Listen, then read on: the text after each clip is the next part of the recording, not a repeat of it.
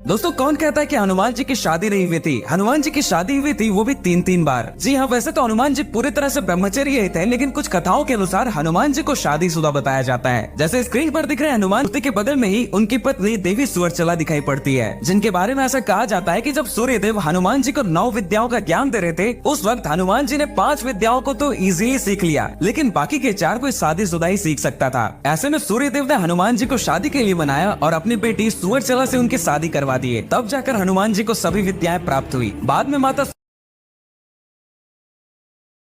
दोस्तों, कौन कहता है कि हनुमान जी की शादी नहीं हुई थी। हनुमान जी की शादी हुई थी, वो भी तीन बार। जी हाँ, वैसे तो हनुमान जी पूरी तरह से ब्रह्मचर्य थे, लेकिन कुछ कथाओं के अनुसार हनुमान जी को शादीशुदा बताया जाता है। जैसे स्क्रीन पर दिख रहे हनुमान के बगल में ही उनकी पत्नी देवी सुवर्चला दिखाई पड़ती है, जिनके बारे में ऐसा कहा जाता है कि जब सूर्यदेव हनुमान जी को 9 विद्याओं का ज्ञान दे रहे थे, उस वक्त हनुमान जी ने 5 विद्याओं को तो इजीली सीख लिया, लेकिन बाकी के 4 कोई शादीशुदा ही सीख सकता था। ऐसे में सूर्यदेव ने हनुमान जी को शादी के लिए बनाया और अपनी बेटी सुवर्चला से उनकी शादी करवा दी। तब जाकर हनुमान जी को सभी विद्याएं प्राप्त हुई। बाद में माता दोस्तों, कौन कहता है कि हनुमान जी की शादी नहीं हुई थी। हनुमान जी की शादी हुई थी, वो भी तीन बार। जी हाँ, वैसे तो हनुमान जी पूरी तरह से ब्रह्मचर्य थे, लेकिन कुछ कथाओं के अनुसार हनुमान जी को शादीशुदा बताया जाता है। जैसे स्क्रीन पर दिख रहे हनुमान के बगल में ही उनकी पत्नी देवी सुवर्चला दिखाई पड़ती है, जिनके बारे में ऐसा कहा जाता है कि जब सूर्यदेव हनुमान जी को 9 विद्याओं का ज्ञान दे रहे थे, उस वक्त हनुमान जी ने 5 विद्याओं को तो इजीली सीख लिया, लेकिन बाकी के 4 कोई शादीशुदा ही सीख सकता था। ऐसे में सूर्यदेव ने हनुमान जी को शादी के लिए बनाया और अपनी बेटी सुवर्चला से उनकी शादी करवा दिए। तब जाकर हनुमान जी को सभी विद्याएं प्राप्त हुई। बाद में माता